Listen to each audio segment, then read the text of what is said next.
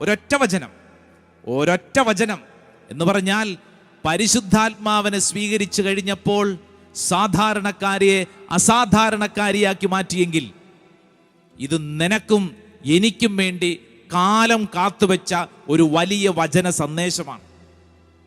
ഈ കാലഘട്ടത്തിൽ നിന്റെ അവസ്ഥയോർത്തുകൊണ്ട് വിഷമിച്ചിരിക്കുന്ന നീ ചെയ്യേണ്ട കാര്യം, നിന്റെ കുടുംബത്തിനു വേണ്ടി ഇതുപോലെ ജപമാല ചൊല്ലി പ്രാർത്ഥിച്ച് അവസ്ഥയ്ക്ക് മാറ്റം വരുത്താനുള്ള വലിയൊരു തീരുമാനം.